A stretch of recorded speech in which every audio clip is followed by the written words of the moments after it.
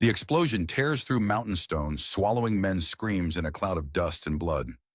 Beneath these peaks, secrets lie buried alongside the dead, some for 10 years, some only minutes. Justice and revenge wear the same face in these badlands. They taste like copper on the tongue, feel like gunpowder beneath calloused fingers. The year is 1876. The West is being tamed by men who build empires on broken backs and stolen futures. They say a woman has no place in this brutal arithmetic of progress, especially a widow with blood already on her hands. They are wrong. Across these crimson mountains a reckoning approaches. Not all ghosts rest easy. Not all debts remain unpaid. And in a land where fortunes are carved from stone with dynamite and determination, sometimes the most dangerous weapon is a woman with nothing left to lose but the truth. Some fires once lit will burn until they consume everything, even the past itself. The sunset painted the prairie in hues of amber and blood. Sarah Wilson watched it from the back of the wagon train, her weathered hands clutching a locket that never left her neck.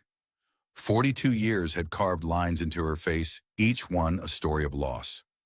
"Ma, we're stopping for the night." Emma's voice pulled Sarah from her memories.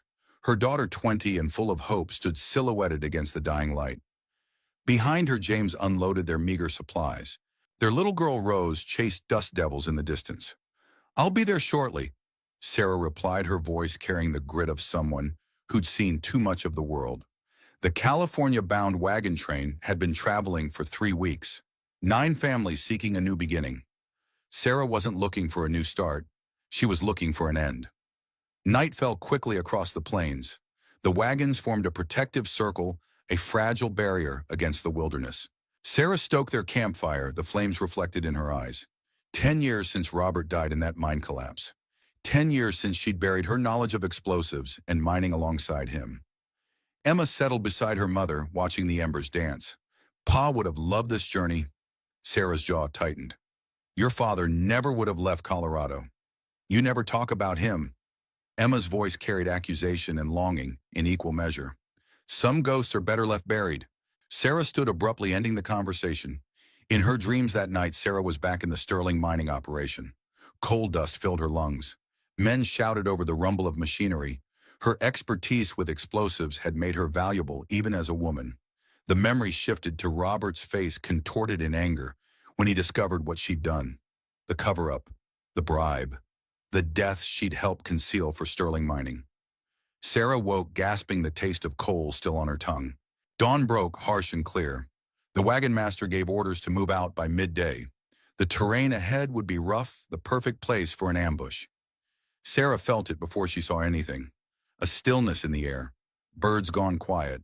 She'd developed a sixth sense in the mines, knowing when something wasn't right. "James," she called to her son-in-law, who was checking the wagon wheel. "Get Emma and Rose inside the wagon. Now." He looked up, confusion crossing his boyish face. "What's wrong? Just do it." Her tone left no room for argument. Sarah moved quickly, removing a small wooden box from beneath the wagon seat. Inside, wrapped in oilcloth, sat 10 sticks of dynamite. Her insurance policy carried all the way from Colorado. She'd told Emma they were for clearing land when they reached California. The first shots rang out from the ridge above. The wagon master fell immediately, a red stain blooming across his chest. "Ambush!" The cry went up as riders appeared from behind rocks and scrub brush. Men in dusters with bandanas covering their faces, rifles raised. Sarah counted 12 of them.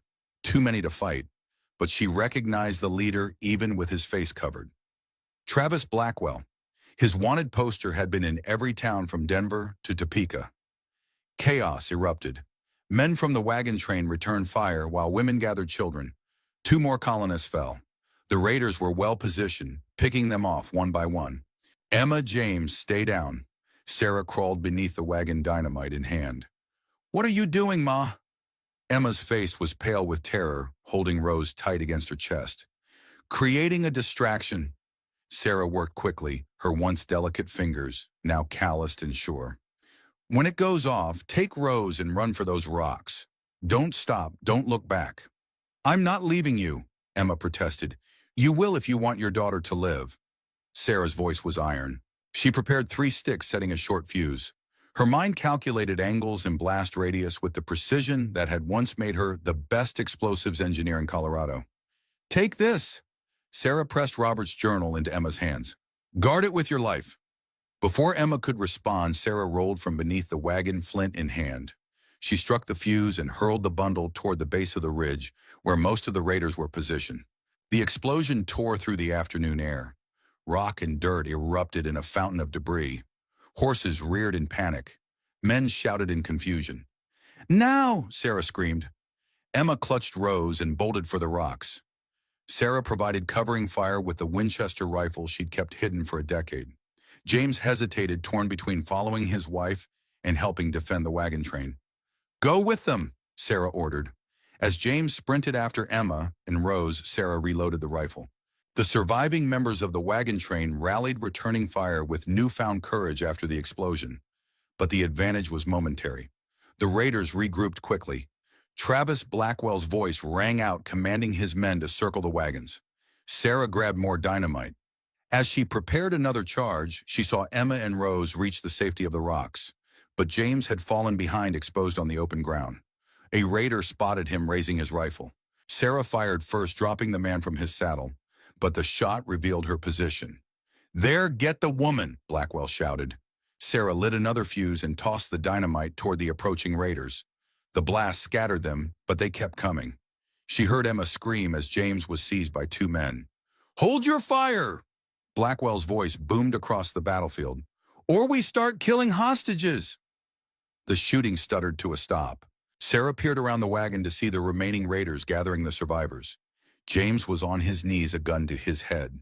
3 other men from the wagon train were captured alongside him. Sarah cursed under her breath. She couldn't risk another shot.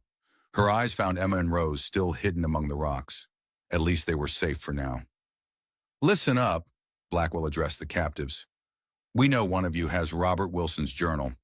Bring it forward and nobody else dies today. Sarah froze. Robert's journal. The record of everything Sterling Mining had done. The cover-ups, the bribes, the deaths, and her own complicity in it all. How did Blackwell know about it? You have until sundown, Blackwell continued. If that journal isn't in my hands by then, we start executing prisoners. Starting with this young fellow here. He pressed his gun against James's temple. Sarah watched helpless as the raiders gathered the prisoners and remaining wagons, withdrawing to a defensive position half a mile away. Darkness fell across the prairie. Sarah remained hidden, calculating her options. She had 7 sticks of dynamite left, not enough to take on Blackwell's entire gang. She made her way carefully to the rocks where Emma and Rose were hiding. Ma, Emma whispered, tears streaming down her face. They took James. I know, Sarah answered grimly. They want your father's journal. Emma clutched the leather-bound book. Why? What's in it? Sarah took a deep breath. The truth about Sterling Mining, about what happened 10 years ago. When Pa died, Emma's eyes widened. Sarah nodded. And more. Names, dates, transactions. Your father was gathering evidence against Wallace Sterling and his operation. Evidence of what? Murder.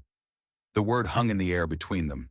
Sterling Mining caused the deaths of 17 men in a collapse they knew would happen. I helped cover it up. Emma stared at her mother, horror dawning on her face. You what? I was their explosives engineer.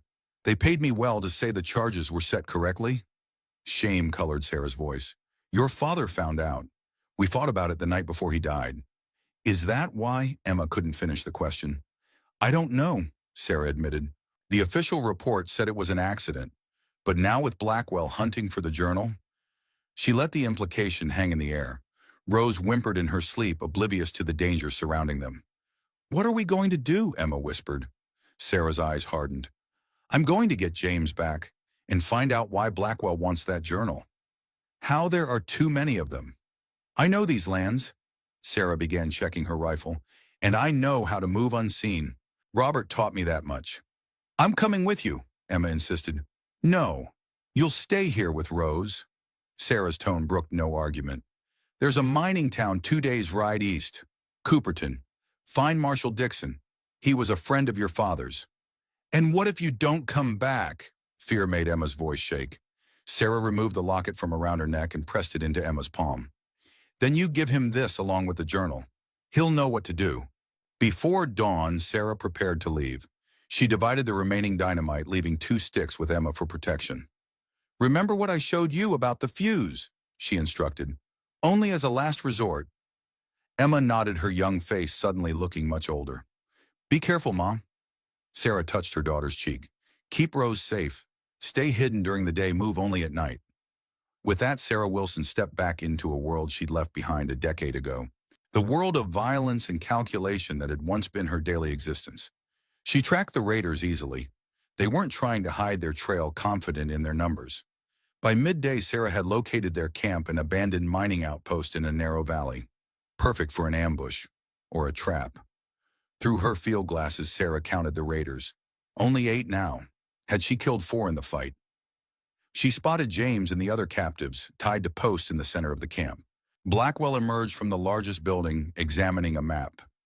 Even at this distance, Sarah recognized his distinctive gait, the product of a bullet to the hip years ago.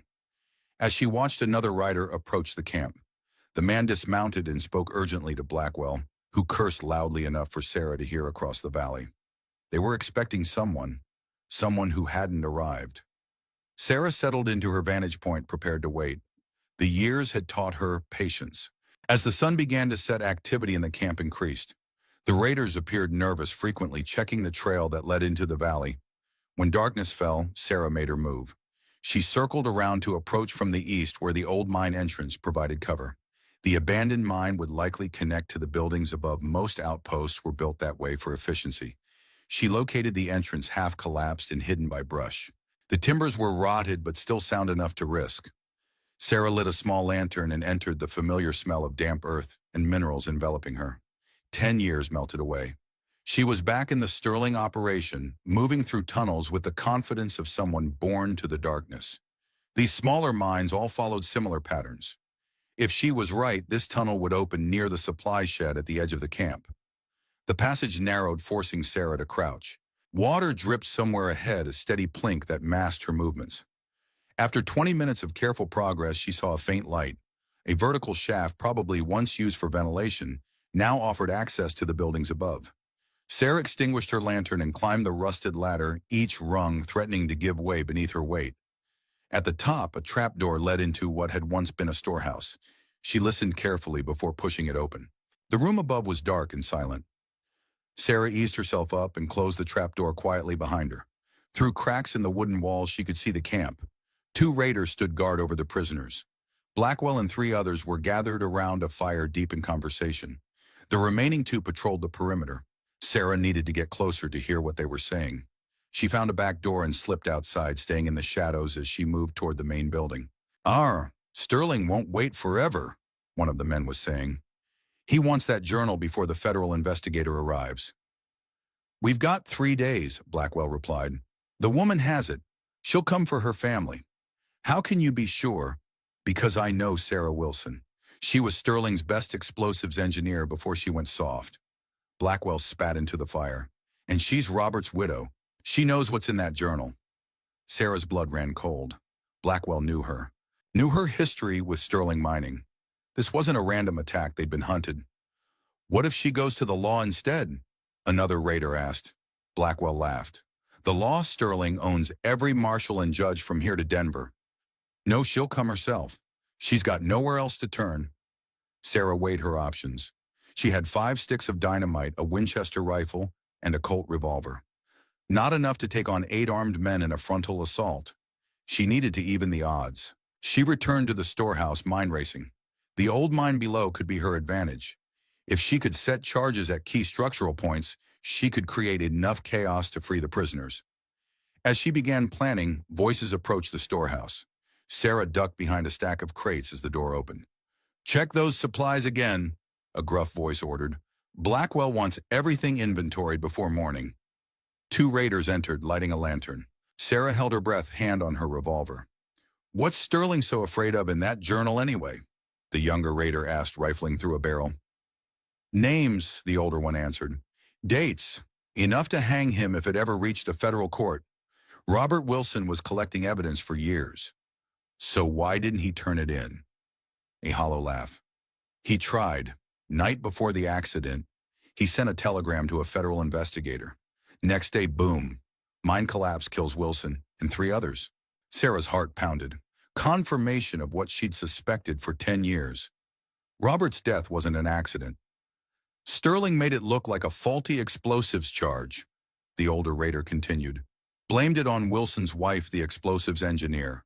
Perfect setup. But she got away. With the journal. Disappeared for years until our informant finally tracked her down. Sarah's mind raced.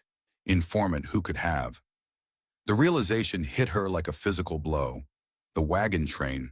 Someone had betrayed them. Someone had told Blackwell where to find them. The raiders finished their inventory and left. Sarah remained motionless, processing what she'd learned. Sterling had killed Robert to silence him, had tried to frame her in the process, and now 10 years later was still hunting for the evidence that could destroy him. She needed to act quickly. Dawn was only a few hours away.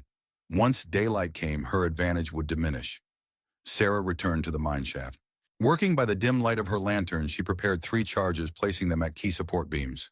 The old mine wouldn't need much to collapse, it was already barely stable. Setting the longest fuses she could manage, Sarah made her way back toward the camp. She needed to be in position when the explosion started. The camp was quieter now. Most of the raiders had bedded down, leaving only 3 on guard duty. James and the other prisoners dozed fitfully, still bound to the posts. Sarah took aim at the rope securing James's hands. One clean shot could free him, but would alert the entire camp. She needed the explosions first. As if on cue, the first charge detonated. The ground shook, dust billowing from the old mine entrance. The raiders leapt to their feet, shouting in confusion. "The mine, it's collapsing!" someone yelled. The second explosion came seconds later, more powerful than the first. Part of the storehouse caved in. "We're under attack." Blackwell emerged from the main building, pistol drawn. In the chaos, Sarah fired, severing James's bonds. "Run!" she shouted, revealing her position. James staggered to his feet, disoriented. The other prisoners strained against their ropes. The third explosion tore through the night. A support beam in the main building cracked, sending part of the roof crashing down. Raiders scattered, some running toward the sound of Sarah's shot, others trying to save their supplies from the spreading destruction. Sarah fired again, dropping the nearest guard. "James, to me." Her son-in-law spotted her and ran ducking as bullets whizzed past. Sarah provided covering fire, her Winchester speaking with deadly precision. 2 more raiders fell. The odds were evening. James reached her position, breathing hard. "Mrs. Wilson, how did you—" "No time," Sarah cut him off, pressing the Colt into his hands. "Can you shoot?" He nodded, pale but determined. "Cover me. I'm going for the others." Sarah darted from cover, staying low. The remaining prisoners were panicking, struggling against their bonds as fire spread from the collapsed building. A raider appeared in her path. Sarah fired from the hip, her bullet finding his chest. She didn't break stride. Reaching the prisoners, she cut their ropes with her hunting knife. "Head for the eastern trail," she ordered. "Keep going until you hit water." As the freedmen scattered, Sarah turned to locate James. He was exchanging fire with a raider holding his own despite his obvious fear. Then she saw Blackwell emerging from the smoke like a demon. He held a shotgun aimed directly at James's back. "James, down!" Sarah screamed, raising her rifle. James dropped as Sarah fired. Her bullet grazed Blackwell's shoulder, spinning him around. The shotgun blast went wild. "Wilson!" Blackwell roared, spotting her. Recognition and hatred twisted his features. Sarah chambered another round, but Blackwell was already moving, diving behind an overturned wagon. 2 raiders flanked him, providing covering fire that forced Sarah to retreat. "Get to the horses," she shouted to James, who was frozen in place. "Circle back east. Find Emma and Rose." James hesitated only briefly before running toward the corral. Sarah fired repeatedly, keeping the raiders pinned down to cover his escape. A bullet splintered the wood beside her head. Sarah rolled to new cover, counting her remaining ammunition. 6 rounds in the Winchester. Not enough.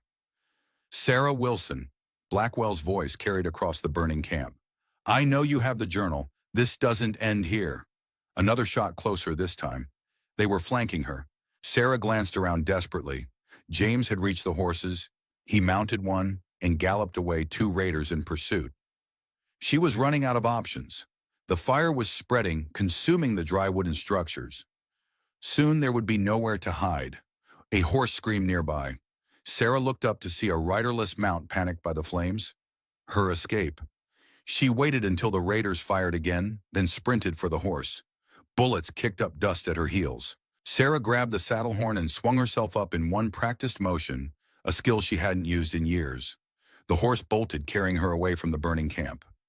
Sarah bent low over its neck, making herself a smaller target as shots followed her retreat. Dawn was breaking as she rode, casting long shadows across the prairie. Sarah pushed the horse hard, needing distance, before she could circle back to find Emma and Rose. Behind her, the abandoned mining camp burned a pillar of smoke against the morning sky. But Sarah knew this wasn't over. Blackwell had survived, and now he knew exactly who she was. The horse began to tire after an hour of hard riding. Sarah slowed to a walk, orienting herself. She needed to double back carefully, avoiding any pursuers. As she rode, Sarah's mind turned over what she'd learned. Sterling had murdered Robert, had tried to frame her for the deaths, and had been hunting them for 10 years. Why hadn't Robert told her about the journal, about the evidence he was gathering? He'd kept his suspicions to himself, even as their marriage crumbled over her complicity with Sterling Mining. The irony was bitter. She'd taken Sterling's money to keep quiet about unsafe conditions, believing it was a one-time moral compromise, never suspecting that Robert was building a case against the same corruption she'd enabled. By midday, Sarah had circled back to the rocks where she'd left Emma and Rose. Her heart sank as she approached. The hiding place was empty. "Emma!" she called softly, scanning for signs of struggle. No response. No blood. No evidence of Blackwell's men. Had they fled as instructed, or had James found them? Sarah discovered small footprints leading east toward Cooperton, toward Marshall Dixon. Relief flooded through her. Emma had followed instructions. She remounted, prepared to follow, when the distinct click of a hammer being cocked froze her in place. "Don't move, Mrs. Wilson." The voice was unfamiliar, cultured, not one of Blackwell's raiders. Sarah raised her hands, slowly turning to face the newcomer. A man in a crisp suit sat atop a chestnut gelding, a Remington revolver aimed at her chest. His beard was neatly trimmed, his eyes cold and assessing. "Marcus Hayes." He introduced himself with a slight tip of his hat. "Former U.S. Marshal, currently employed by interests who are very eager to speak with you." "Sterling Mining," Sarah stated flatly. Hayes smiled thinly. "Mr. Sterling sends his regards. It's been a long time since Colorado." "Not long enough." Sarah's eyes darted around, seeking escape. "Don't bother," Hayes advised. "My associates are already in position. You've led us quite a chase, Mrs. Wilson." "What does Sterling want, besides the obvious?" Hayes holstered his weapon, apparently confident in his position. "Closure. The journal is only part of it. He wants to ensure that certain misunderstandings from the past are properly resolved." "Misunderstandings?" Sarah's voice hardened. "Is that what you call murdering my husband?" "An unfortunate accident, according to all official records." Hayes shrugged. "One that might have been avoided had certain explosives engineers performed their duties more ethically." The accusation struck home. Sarah flinched. "That's right, Mrs. Wilson. Sterling knows everything. Your complicity, the bribes you accepted, how you falsified safety reports." Hayes watched her reaction with clinical interest. "How do you think Robert found out what Sterling was doing? He was investigating you." Sarah's world tilted. No, it couldn't be true. Robert had confronted her about the bribes, yes, but he'd been gathering evidence against Sterling, not her. Hadn't he? "You're lying," she managed. "Am I?" Hayes reached into his jacket, removing a folded paper. "This is a copy of the telegram Robert sent the night before the collapse. Read it yourself." He tossed it to her. Sarah caught it reflexively, unfolding it with trembling hands. The words blurred before her eyes. Phrases jumped out. "Evidence of corruption. My wife's involvement. Accepting bribes to falsify." Sarah crumpled the paper. "This proves nothing. It could be forged." "Could be," Hayes agreed. "But we both know it isn't. Sterling didn't kill your husband, Mrs. Wilson. Your corruption did." The accusation hung in the air between them. Sarah fought to maintain her composure, even as doubt gnawed at her certainty. "What do you want?" she finally asked. "The journal, and your cooperation in resolving this matter quietly." Hayes straightened in his saddle. In exchange, Sterling is prepared to be generous. Your daughter and granddaughter will be provided for. Your son-in-law's safety guaranteed. And if I refuse, Hayes's expression hardened, then Mr. Blackwell continues his work, starting with your family. Sarah weighed her options. Hayes was too far away for her to draw on him effectively. And if he was telling the truth about associates in position, I need time, she stalled. The journal isn't here. I need to retrieve it. You have until sundown tomorrow, Hayes decided. Meet me at Cooperton, the saloon. Cooperton, Sarah's heart sank. The very place she'd sent Emma. It seems the most convenient location given the direction your daughter is heading. Hayes smiled coldly. Don't attempt anything foolish, Mrs. Wilson. Sterling's reach is considerable. With that, he wheeled his horse around and rode away, leaving Sarah alone with her thoughts and the crumpled telegram that threatened to unravel everything she believed about her husband's death. Sarah remained motionless long after Hayes disappeared from view. The telegram lay heavy in her hand, its accusations burning through the paper into her soul. Had Robert really been investigating her? Had her corruption truly led to his death? The sun beat down mercilessly as Sarah confronted a decade of certainty crumbling around her. Sterling had killed Robert, that had been her anchor, her certainty in a sea of guilt and grief. If that wasn't true, she smoothed the telegram, reading it again. The language was Robert's formal, precise. The details about the bribes were accurate. Only Robert could have known those specifics. But something felt wrong. Robert had confronted her directly about the bribes. Why would he send a telegram instead of going to the authorities in person? And why, after their heated argument, had he ventured into the unstable section of the mine alone? Questions without answers. But one certainty remained: Emma Rose and James were in danger. Whether from Blackwell or Hayes didn't matter. Sarah had set them on a path to Cooperton, directly into Sterling's hands. She mounted her horse, decision made. Regardless of what Robert had known or suspected, she couldn't let Sterling harm her family. Even if it meant facing the ghosts of her past and the crimes she'd committed in the name of security and comfort. As she rode eastward, following the faint trail Emma had left, Sarah made peace with the possibility that everything she'd believed might be wrong, that Robert's death might rest partially on her shoulders. But Sterling was still the architect of it all. And if dying was what it took to protect Emma and Rose from his reach, then Sarah Wilson was prepared to make that final atonement for her sins. The ghost town of Cooperton appeared on the horizon as the sun began to set. Once a thriving silver mining community, it had been abandoned when the vein played out 5 years ago. Only the saloon remained operational, catering to travelers and the occasional prospector still chasing dreams in the played-out hills. Sarah approached cautiously, leaving her horse hidden in a stand of cottonwoods outside town. She would enter on foot, using the lengthening shadows as cover. The main street was deserted except for 3 horses tied outside the saloon. Sarah recognized one as Hayes's chestnut gelding. The other 2 were unfamiliar potential associates or just travelers. She circled behind the buildings, moving silently. The back door of the marshal's office was unlocked. Sarah slipped inside, finding it empty and dusty from disuse. Marshal Dixon had clearly moved on when the town died. Another false hope.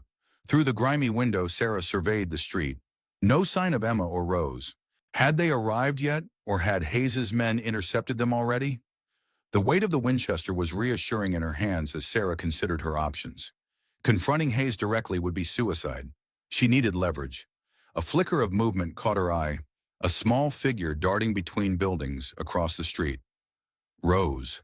And behind her, Emma, looking frightened but determined. They were alive, and apparently free.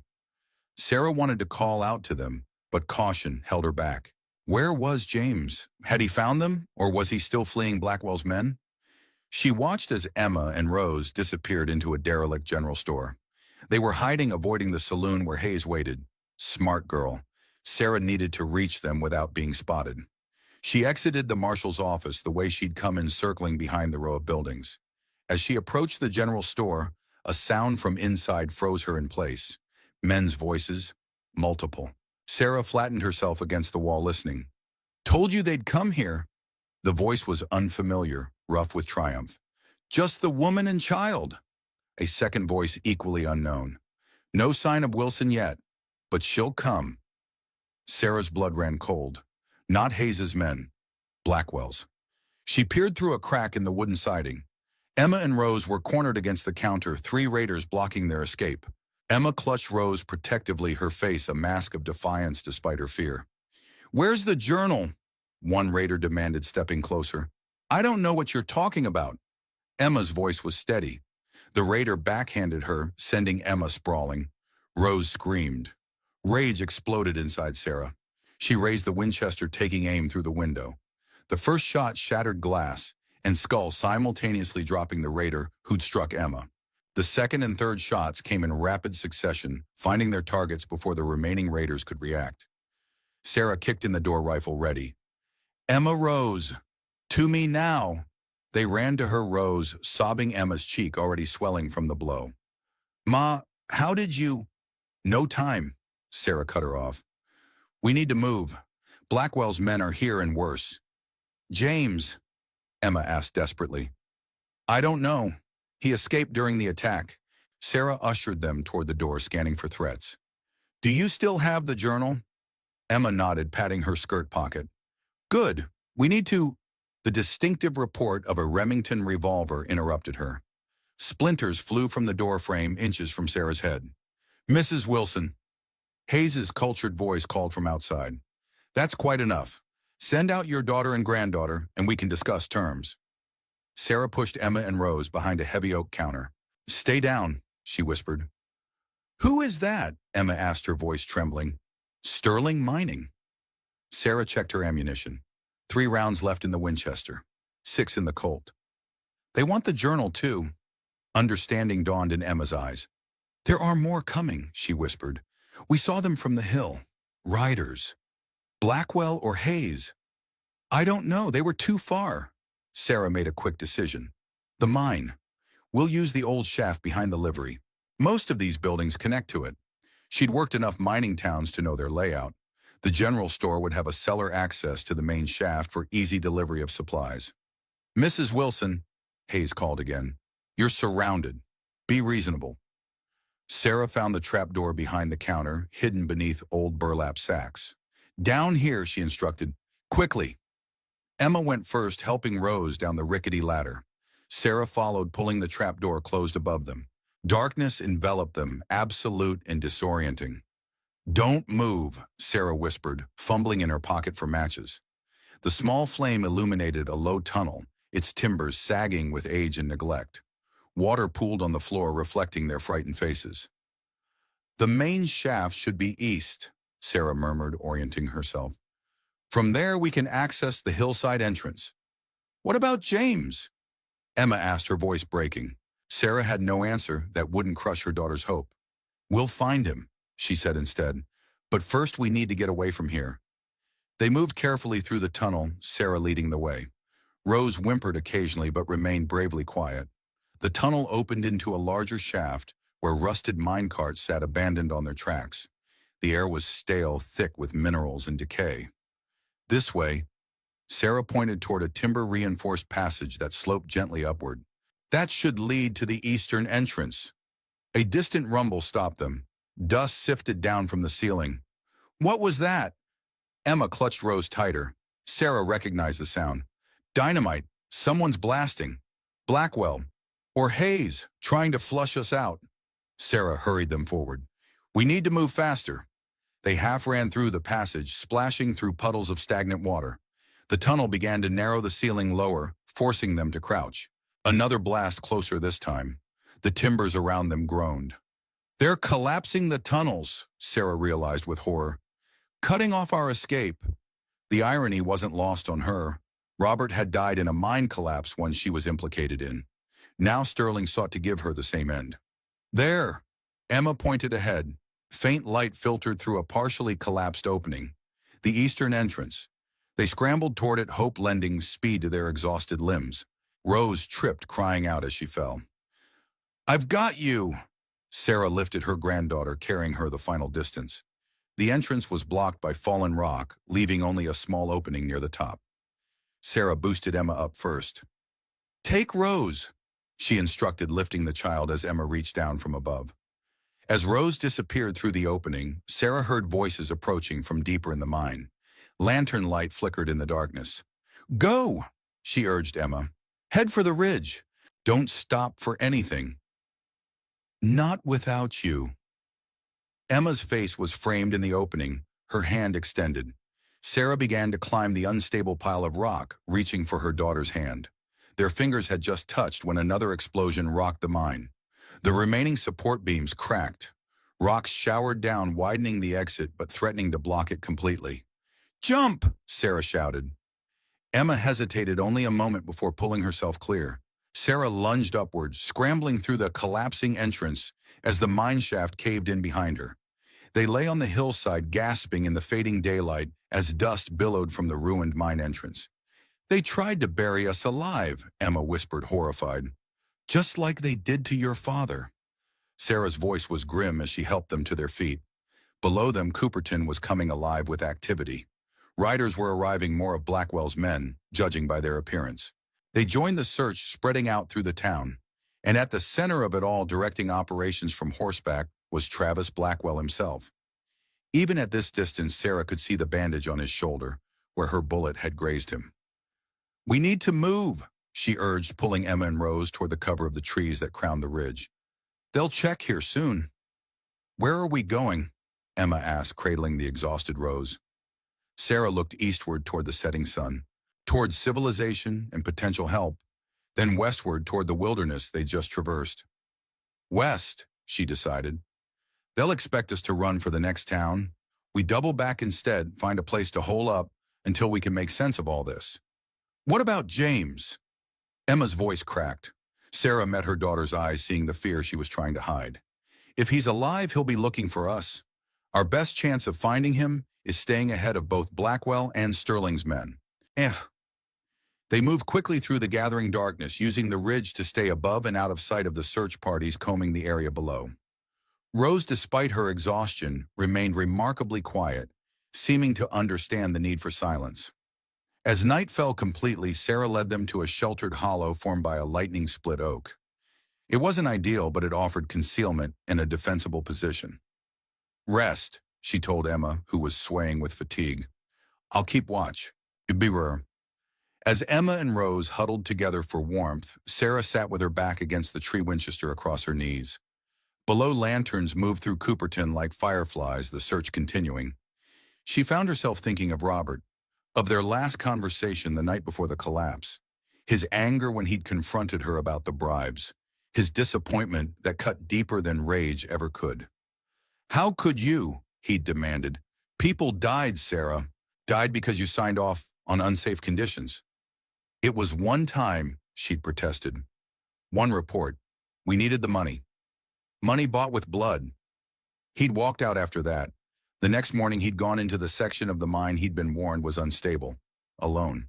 Had he been gathering final evidence, or had the collapse truly been orchestrated by Sterling? And the telegram Hayes had shown her, was it genuine? Had Robert really been preparing to expose her along with Sterling? She had no answers.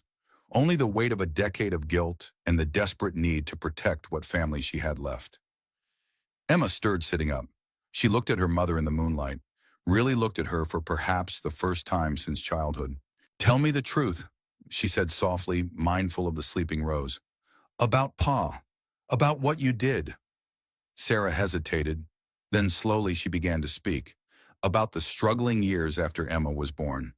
About how Sterling Mining had approached her, valued her expertise with explosives. About the money so much more than they'd ever had. And about the compromise. The first report she'd falsified, claiming a section was safe when she knew it wasn't. The deaths that followed miners she knew by name. The bribe she'd accepted to keep quiet. "Your father found out," she finished, her voice hollow. "He was gathering evidence against Sterling. Against me." Emma was silent for a long moment. "And they killed him for it." "I believe so." Sarah stared into the darkness. "But Hayes, Sterling's man, claims it was truly an accident. That your father went in knowing the risks, trying to document the conditions. Do you believe that?" Sarah closed her eyes briefly. "I don't know anymore. Robert was principled. He might have taken that risk if he thought it would expose Sterling. But I've spent 10 years believing Sterling murdered him." Emma reached into her pocket, withdrawing the journal. "Maybe the answer's in here." The leather-bound book seemed to hold more weight than its physical size warranted. Sarah hesitated before taking it. "I've never read it," she admitted. "After he died, I found it hidden in his effects. I knew it was important, but—" She trailed off. "You were afraid of what it might say about you," Emma finished. Sarah nodded, unable to deny it. Emma struck a match, providing enough light for Sarah to open the journal. Robert's handwriting filled the pages, neat, methodical entries, detailing dates, locations, names. Evidence of Sterling's corruption gathered over years. And midway through, Sarah found the entries about herself, the discovery of her falsified reports, the bribe she'd accepted. But there was more.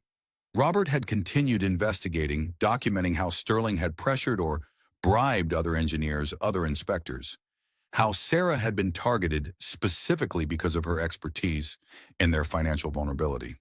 "He understood," Sarah whispered, tracing the words with trembling fingers. "He was angry, but he understood why I did it." The final entry, dated the day of his death, made her breath catch. "Meeting with M. Hayes tomorrow. Federal investigator agrees evidence sufficient for indictment.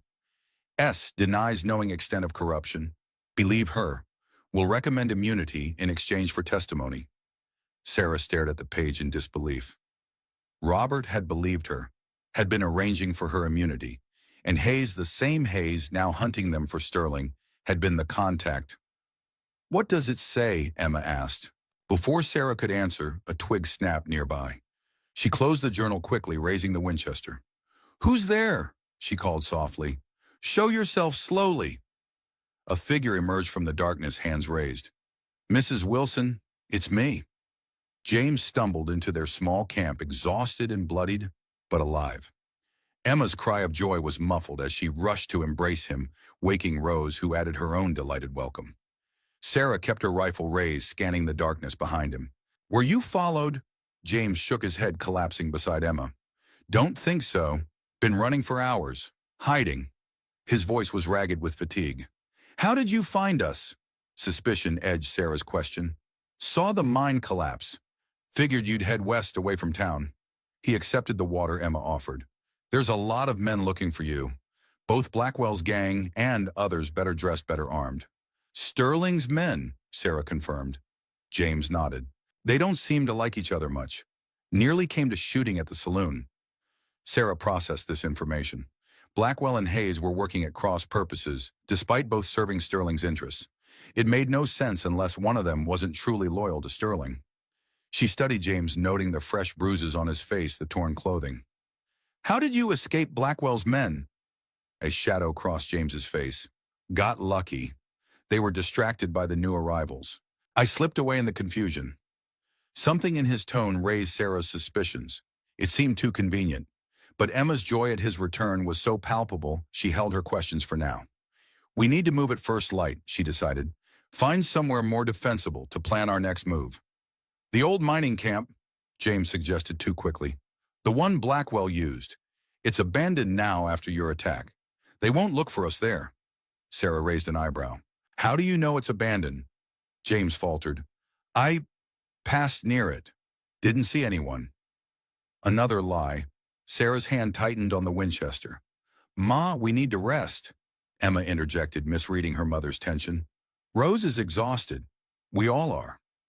Sarah relented, not wanting to distress her daughter further, but she made a silent promise to keep watch over James through the night.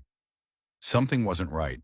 As Emma rose and James settled into uneasy sleep, Sarah remained vigilant, the journal secure in her pocket. Its revelations had raised more questions than they'd answered. Hayes had once been a federal investigator working with Robert.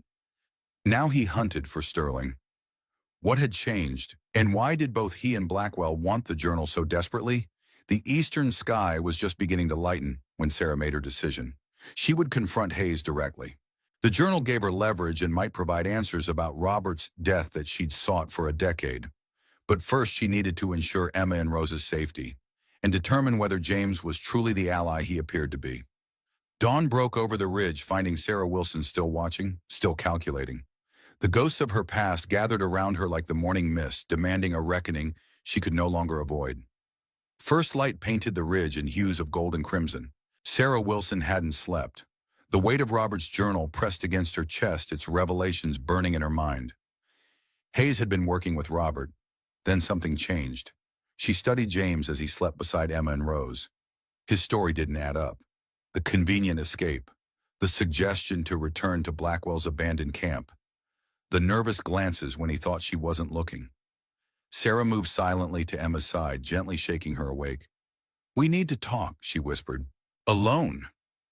Emma blinked as sleep from her eyes, carefully extracting herself from Rose's embrace. They moved a short distance away, still inside of the camp, but beyond earshot. "What's wrong?" Emma asked, sensing her mother's tension. Sarah chose her words carefully. "I don't think James is telling us everything." Emma's face hardened. "What are you saying?" "His escape was too convenient, and he's pushing too hard for us to go to Blackwell's camp. He's my husband." Emma's voice trembled with barely contained anger. "And my son-in-law." Sarah softened her tone. "I'm not accusing him of anything, but we need to be careful." Emma stared at her mother, conflict visible in her eyes. "You think he made some deal with those men?" Sarah didn't answer directly. "I read your father's journal last night. Hayes wasn't always Sterling's man. He was working with Robert as a federal investigator. What? Something happened to change his allegiance. People can be turned, Emma, especially when those they love are threatened." Understanding dawned in Emma's eyes. She glanced back at James, who still slept beside Rose. "You think they threatened him? Used me as leverage?" Sarah nodded grimly. "It's what I would do." The brutal honesty hung between them. Emma had always known her mother was harder than most women, but this cold calculation was a side of Sarah Wilson she'd never fully comprehended. "What do we do?" Emma finally asked. "Let him think his plan is working, but stay alert." Sarah placed a hand on her daughter's shoulder. "And keep Rose close to you at all times." They returned to camp as James was stirring. If he noticed the new tension, he gave no sign.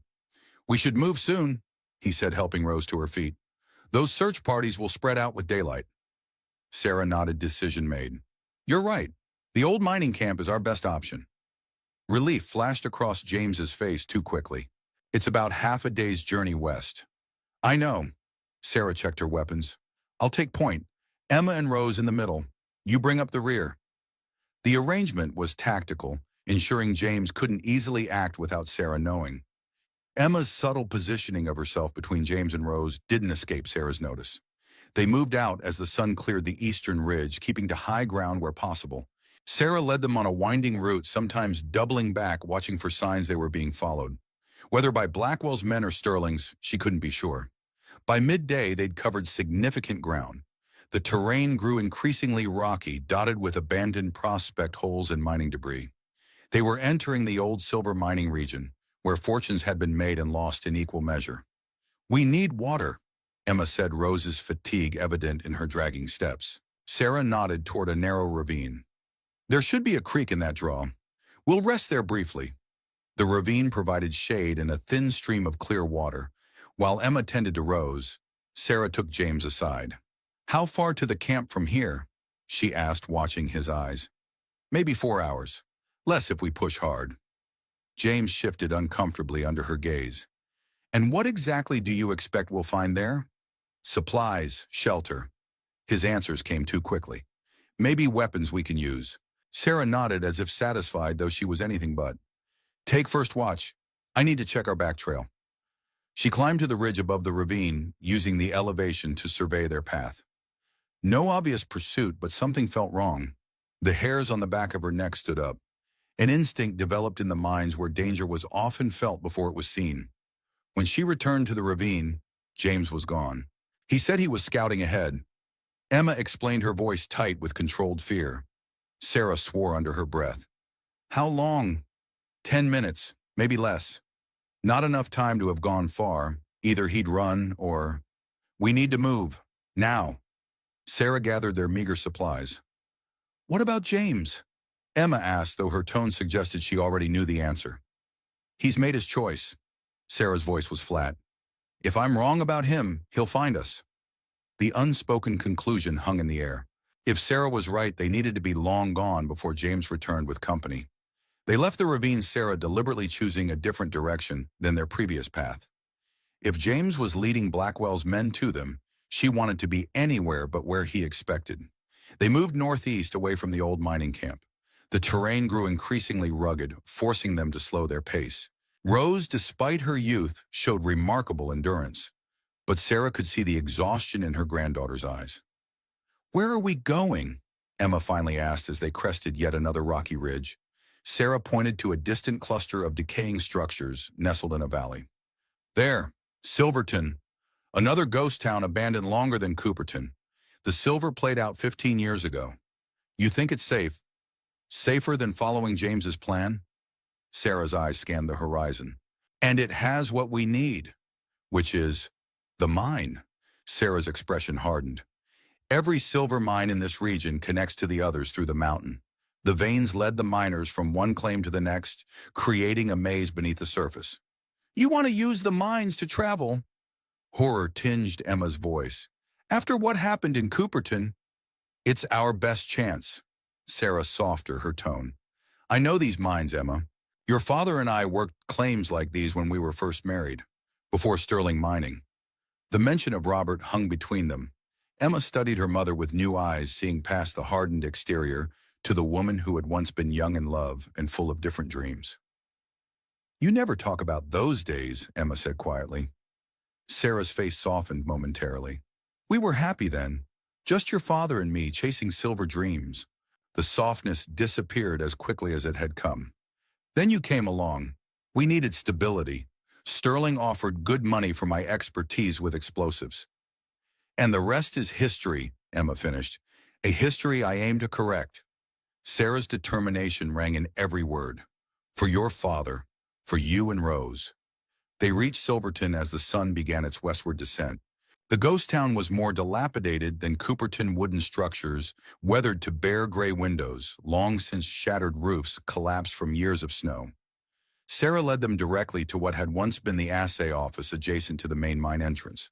Unlike the other buildings, its stone construction had weathered the years better. "We'll rest here tonight," she decided. "Head into the mine at first light." The interior was dusty but intact. Sarah secured the door and windows, while Emma made a small sheltered fire for warmth. Rose, exhausted from the day's journey, fell asleep almost immediately. "Do you think James betrayed us willingly?" Emma asked after long minutes of silence, her voice barely audible over the crackling fire. Sarah considered her answer carefully. "I think he was given an impossible choice. The same choice I faced 10 years ago." "Wait, what do you mean, Wagon? When Sterling Mining approached me about falsifying reports, they made it simple. Take the money and your family prospers. Refuse, and Robert might have an accident in the mine." Sarah's eyes reflected the dancing flames. "I chose what I thought would keep us safe. I was wrong. And you think James made the same choice, cooperating to keep us safe?" Sarah nodded slowly. "Hayes would have made him believe it was the only way, that Sterling would spare you and Rose if he helped deliver the journal." Emma absorbed this, her youthful face lined with understanding beyond her years. "What's so important about this journal?" Sarah withdrew the leather-bound book from inside her coat. "Evidence, names, dates. Everything Sterling did, everyone he bribed or threatened. Enough to destroy him and his operation completely. And this Hayes person, he was working with Palm. According to the journal, yes, Robert trusted him." Sarah's mouth twisted bitterly. "Obviously, Sterling made Hayes a better offer. Or threatened him too." Emma suggested, her newfound understanding of such choices evident in her voice. Sarah acknowledged the possibility with a slight nod. "Either way, we can't trust him, or James, until proven otherwise." They fell into silence, each lost in her own thoughts as the fire burned low. Sarah took first watch Winchester across her knees, ears, straining for any sound that might indicate pursuit. Dawn had just begun to lighten the eastern sky when Sarah detected movement outside. She woke Emma with a hand over her mouth, gesturing for silence. "Someone's here," she whispered. "Take Rose into the mine entrance. There's a side passage 20 yards in. Hide there." Emma gathered the still sleeping Rose, moving quietly to the back room, where the mine entrance gaped like an open wound in the stone floor. Sarah positioned herself beside the front window, careful to remain out of sight. In the gray pre-dawn light, she counted 4 figures moving through the ghost town. 2 she recognized immediately. Travis Blackwell's distinctive limp, and beside him James. The betrayal, though expected, still stung. Sarah pushed the feeling aside, focusing on the immediate threat. The other two men were strangers, but their careful movements suggested experience. Blackwell directed them to surround the building, while he and James approached the front door. Sarah had seconds to decide. She could ambush them, possibly take down Blackwell, but the others would still be out there, and Emma and Rose would be vulnerable. She retreated instead, joining her daughter and granddaughter in the mine. The darkness enveloped them as Sarah pulled the trapdoor closed above, muffling the sound of the door being kicked in above. "This way," she whispered, lighting a small lamp she'd prepared the night before. The tunnel stretched before them, timbers groaning softly with age. Water dripped from the ceiling, forming shimmering pools on the rough-hewn floor. "How do you know where to go?" Emma asked, her voice barely audible. "All silver mines follow the vein," Sarah explained, moving confidently despite the years since she'd last worked underground. "This one runs northeast to southwest. If we follow it, we'll eventually connect to the larger Warren mine system." They moved as quickly as safety allowed, the lamp casting grotesque shadows on the tunnel walls. Behind them, they heard voices echoing down the shaft. Blackwell's men had found the mine entrance. "They're gaining." Emma's voice trembled as she clutched Rose tighter. Sarah assessed their options quickly. "There should be a vertical shaft ahead. Old air ventilation. If we can reach it." The words died on her lips as they rounded a bend in the tunnel. The passage ahead had collapsed, timbers splintered like matchsticks beneath the weight of fallen rock. "No," Sarah breathed, desperation mounting. The voices behind grew louder. She cast the lamplight around, frantically searching for options. A narrow fissure caught her attention. A crack in the tunnel wall barely wide enough for a person to squeeze through. "There!" She directed Emma toward it. "That's our way out." Emma hesitated, looking at the tight space dubiously. "Rose can fit, maybe me, but you?" "I'll hold them off." Sarah pressed the remaining sticks of dynamite into Emma's hands. "Take these. Get to the Warren mine. Find the eastern exit. I won't leave you." Emma's determination mirrored her mother's. "You will." Sarah's voice brooked no argument. "For Rose." Before Emma could protest further, a shot rang out in the tunnel behind them. A bullet splintered the timber beside Sarah's head. "Go!" Sarah pushed Emma toward the fissure. "Now!" Emma helped Rose through first the child's small body, slipping easily into the narrow space. With a last desperate look at her mother, Emma squeezed in after her. Sarah positioned herself behind a fallen support beam, Winchester ready. She would buy them as much time as possible. The first raider appeared in the lamplight. Sarah's shot took him in the chest, the report deafening in the confined space. He fell without a sound. The second was more cautious, firing blindly from around the corner. Sarah waited, conserving ammunition, knowing each shot must count. "Sarah Wilson!" Blackwell's voice echoed through the tunnel. "You're trapped. Surrender now and we'll spare your daughter." "Like you spared the wagon train," Sarah called back, shifting position to avoid giving away her exact location. "Business is business," Blackwell replied. "Sterling wants that journal. Give it to us, and this ends." Sarah calculated distances in her mind. Emma would need at least 10 minutes to navigate the fissure with Rose. She needed to keep them talking. Why does Sterling want it so badly he's already gotten away with murder for 10 years? A different voice answered. "James. It's not just about the past, Mrs. Wilson. Sterling has federal contracts now. Military. If that journal becomes public, he loses everything." The pain of his betrayal was evident in James's voice. Not a willing traitor, then Sarah realized. A man caught between impossible choices. "And what did he promise you?" "James' safety for Emma and Rose." Sarah kept her tone neutral, non-accusatory. "He promised they wouldn't be harmed." The anguish in James's voice echoed down the tunnel. "I didn't have a choice." "There's always a choice," Sarah replied, thinking of her own fateful decision a decade ago. "I made the wrong one once. Don't repeat my mistake." Silence fell, broken only by the steady drip of water from the tunnel ceiling. Then came Blackwell's harsh laugh. "Enough talk. We know you're a girl and the kid went through that crack. My men are circling around to the other side. There's nowhere to run, Sarah." Sarah's blood ran cold. She hadn't considered that Blackwell might know the mine layout. She fired again, buying seconds with the distraction. "James," she called. If you ever love my daughter, help them now. Another stretch of silence. Then the sound of a scuffle, a curse cut short. A body fell into view. One of Blackwell's men, a knife protruding from his chest. Go! James appeared at the edge of Sarah's vision, blood streaming from a cut above his eye. I'll hold them here. Sarah hesitated only a moment before making her decision. Emma and Rose needed her more than James needed her help, and he'd chosen his redemption.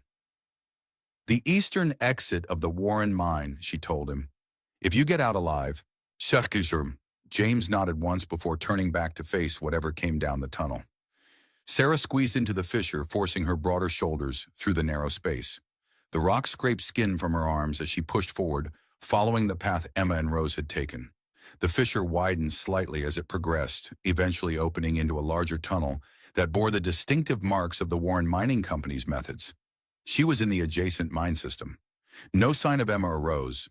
Sarah moved forward cautiously, straining to hear any sound that might indicate their presence or pursuit.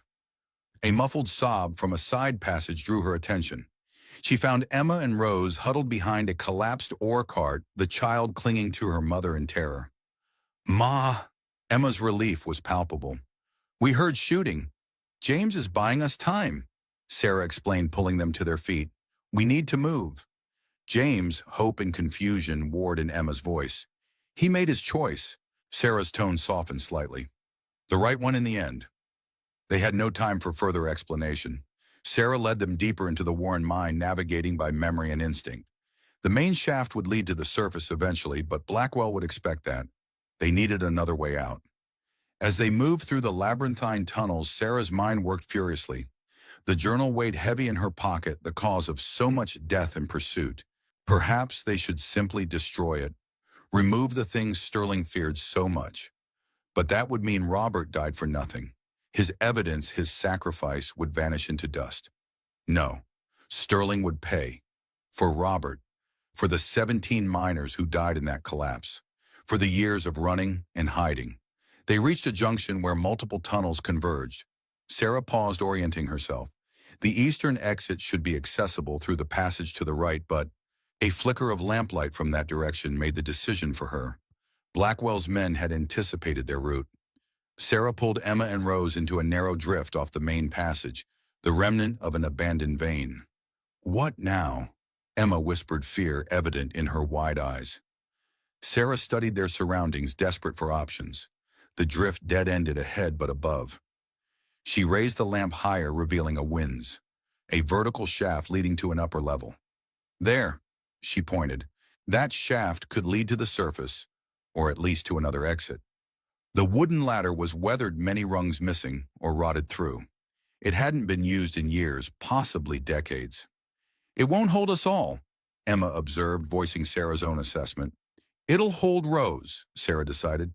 Then you. I'll find another way out and meet you. No. Rose spoke for the first time in hours, her small face determined, despite her fear. I'm not leaving Grandma or Mama. Sarah knelt before her granddaughter, cupping her face gently. You're the bravest girl I know, Rose. But right now, we need you to be smart too. Someone has to go first, make sure the way is safe. Rose considered this wisdom beyond her years in her solemn nod. I'll go first, she agreed. Then come back for you and Mama. Sarah helped her onto the ladder, heart in her throat, as the ancient wood creaked under even Rose's slight weight. Be careful. Take one rung at a time. They watched as Rose ascended slowly, the darkness above swallowing her, until only the sound of her movement remained. Minutes stretched like hours, until her small voice called down, There's a tunnel up here, and I can feel fresh air. Relief flooded through Sarah. An air shaft meant a connection to the surface, however indirect. Your turn, she told Emma, helping her onto the ladder. Emma paused, looking back at her mother. What about you? I'll be right behind you. The lie came easily necessary to ensure Emma's safety. As Emma began her climb, Sarah heard voices approaching from the main tunnel. Blackwell's men closing in.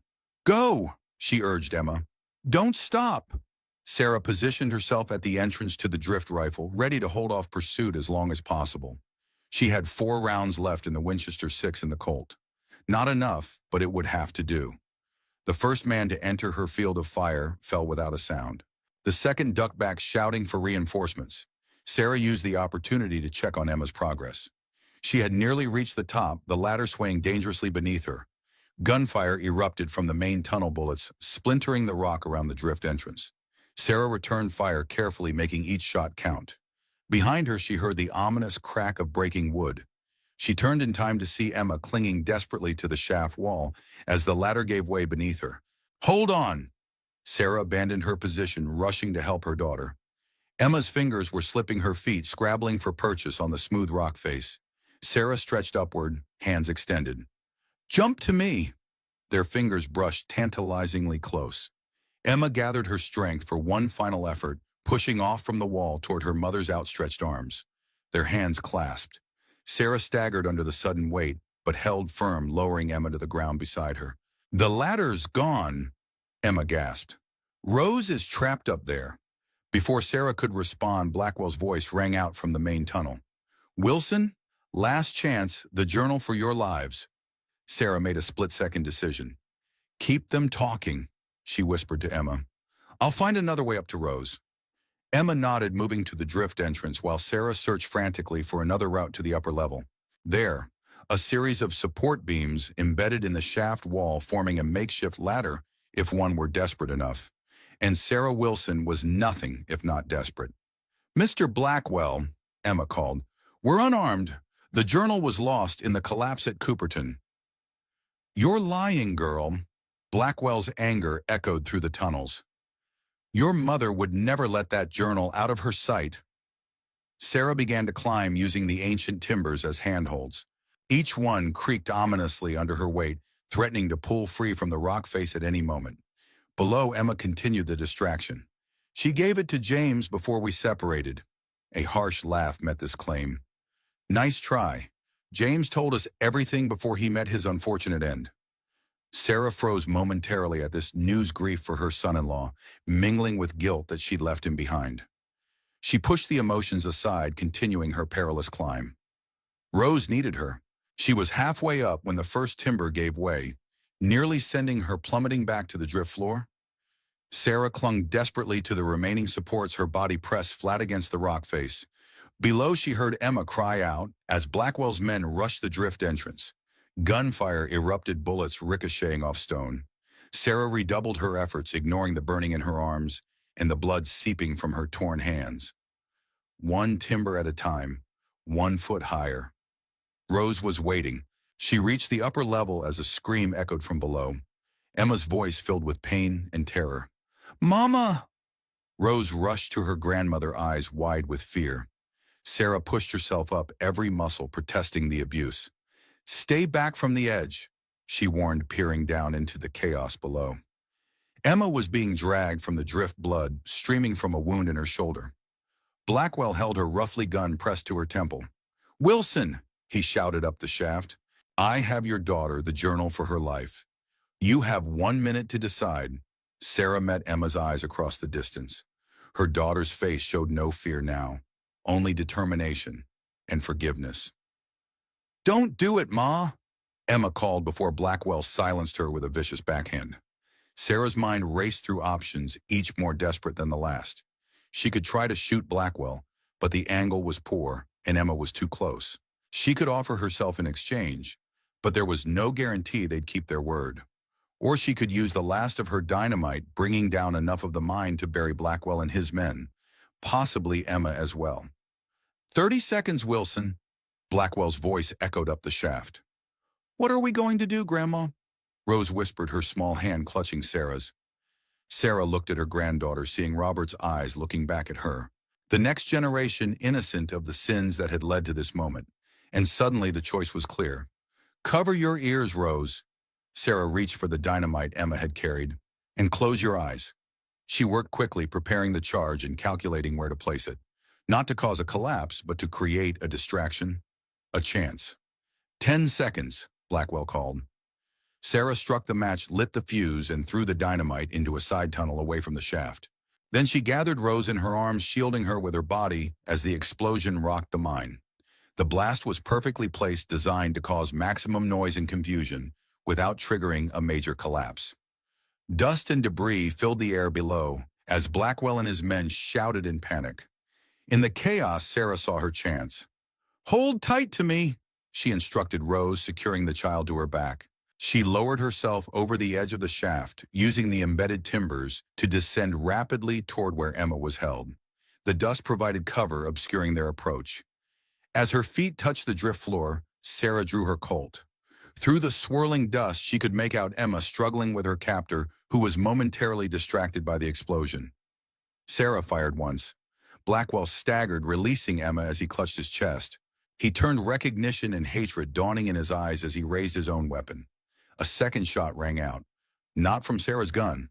Blackwell jerked, then collapsed to the ground. Behind him stood a figure Sarah never expected to see again. "Eli," she whispered, recognizing the old prospector who had once worked alongside Robert. The grizzled man nodded, lowering his smoking pistol. "Been tracking Blackwell for days. Figured he'd lead me to you eventually." Emma rushed to Sarah and Rose, embracing them fiercely despite her wounded shoulder. "How did you—" "No time!" Eli cut her off, glancing nervously toward the main tunnel. "The rest of his men will be coming. We need to move." "Why help us?" Sarah asked, suspicion warring with desperate hope. Eli's weathered face crumpled with old grief. "I owe Robert. I was there the day he died. Couldn't save him then. Maybe I can make amends now." The revelation hit Sarah like a physical blow. "You saw what happened." "Later." Eli insisted, already moving toward a different tunnel than the one they'd entered through. "This way leads to an old emergency exit. If we hurry, we can be out before Blackwell's men regroup." Sarah hesitated only briefly before following, supporting Emma, while carrying Rose. Questions burned inside her. What Eli knew, why he'd waited 10 years, how he'd found them. But survival came first. They moved swiftly through the darkness, Eli leading with the confidence of someone who knew these tunnels intimately. Behind them, shouts echoed as Blackwell's men discovered their leader's body. "Almost there," Eli encouraged as they rounded a bend in the tunnel. Light appeared ahead, faint at first, then growing stronger. The exit, a small opening half hidden by brush and rockfall. They emerged into late afternoon sunlight, blinking after so long in the darkness. The exit had opened onto a steep hillside overlooking a valley Sarah didn't recognize. "Where are we?" she asked, scanning the unfamiliar terrain. "About 5 miles east of Silverton." Eli answered, already working to conceal the mine entrance with brush. "There's an old trapper's cabin another mile north.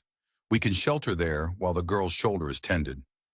Sarah caught his arm as he turned to lead them onward. "You said you were there when Robert died. What did you see?" Eli's eyes, faded blue beneath bushy brows, met hers directly. "Not what Sterling wanted everyone to believe, that's for certain. But this ain't the place." He nodded meaningfully toward Rose. "Some stories ain't for young ears." Sarah understood. The full truth would come, but not yet. Not while they were still being hunted. "How do I know I can trust you?" she pressed. Eli reached inside his threadbare coat, removing a battered tin star. "Federal Marshal. Undercover.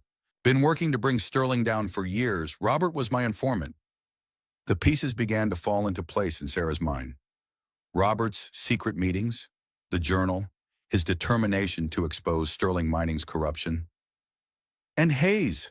she asked. Eli's expression darkened. "Turned. Sterling got to him 3 years ago. Been hunting for Robert's journal ever since." Emma, who had been listening silently, spoke up. "Then we're still in danger.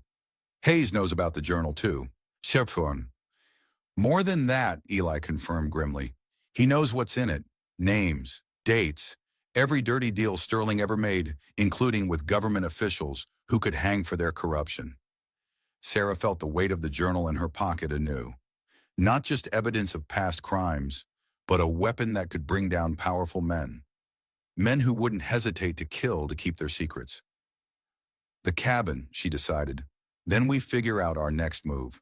As they made their way through the rugged terrain, Sarah's mind turned over everything she'd learned. Robert had been working with the law all along. Eli had been there when he died but couldn't save him. Hayes had betrayed his oath for Sterling's money. And James. James had tried to protect Emma and Rose the only way he knew how, making a devil's bargain with men who had no intention of keeping their word. His final act of redemption had bought them the time they needed to escape. The sun was setting by the time they reached the trapper's cabin, a sturdy, if primitive structure tucked into a stand of pines. Eli secured the perimeter while Sarah tended to Emma's wound, a clean through and through that had missed anything vital. Rose, exhausted beyond endurance, fell asleep on a rough pallet in the corner. Emma soon joined her, the blood loss and strain of the day taking their toll. Sarah joined Eli outside, where he kept watch from the cabin's small porch. The evening air was crisp, carrying the scent of pine and distant snow. "Tell me what happened to Robert," she said without preamble. Eli sighed, the sound heavy with old regret. He was gathering evidence for the federal investigation. Had been for months. That last day he'd arranged to meet me with new documents. Proof that Sterling had ordered the previous collapse that killed those 17 men. Sarah felt her throat tighten. "The collapse I helped cover up." Eli nodded, no judgment in his weathered face. "Sterling found out somehow, sent men to stop him. I was waiting at our meeting point when I heard the explosion. By the time I got there," he trailed off, the memory still painful after a decade. "It wasn't an accident," Sarah stated flatly. "No, ma'am. They collapsed that section deliberately with Robert inside." Eli's voice hardened. "Made it look like a faulty explosives charge. Your work, the confirmation of what she'd suspected for years, should have brought satisfaction." Instead, Sarah felt only a cold, hollow ache. "Why didn't you come forward? Tell the truth." "I tried." Bitterness tinged Eli's words. "Sterling owned the local law. The investigation was shut down before it began. I've been gathering evidence ever since, trying to finish what Robert started." "And now," Eli turned to face her, fully determination etched in every line of his weathered face, "now we have the journal, and a federal prosecutor in Denver who'll listen. Sterling's reach is long, but not infinite." Sarah withdrew the journal from her pocket, its leather cover worn from years of concealment. "All this death, all this running, for this, for justice," Eli corrected gently. "For Robert, for those 17 minors, for every person Sterling has harmed in his greed." Sarah stared at the book in her hands, Robert's meticulous handwriting filling its pages with truth. Evidence purchased with blood, his James's and so many others. "What's our next move?" she asked, decision made.